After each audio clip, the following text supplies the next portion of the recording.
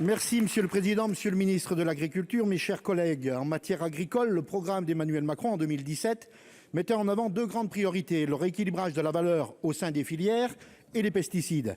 Au début du quinquennat, le discours de Rungis et les États généraux de l'alimentation ont pu faire croire à une réelle volonté de changer la donne.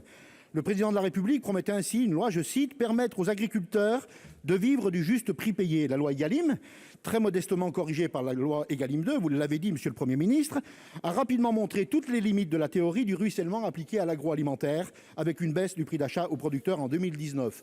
Le bilan, un constat d'échec unanimement partagé, sauf bien sûr au sein de la grande distribution.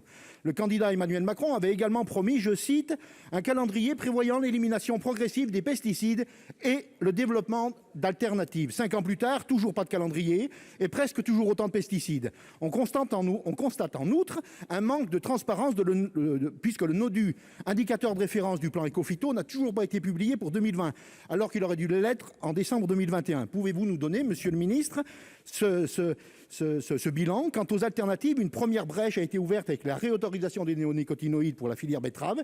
Finalement, à quoi bon rechercher des alternatives si le gouvernement accepte de détricoter la loi à la demande? Le bilan, un échec de l'aveu même du président de la République sur le glyphosate, qui devait être interdit sous 3 ans et dont les ventes ont à peine baissé de 2%. La déclinaison que vous allez faire de la PAC avec le PSN, monsieur le ministre, confirme encore le choix d'une orientation qui se traduit par la chute du nombre d'exploitations et d'emplois, l'insuffisance des revenus des agriculteurs et une dépendance à des substances nocives pour la santé et l'environnement.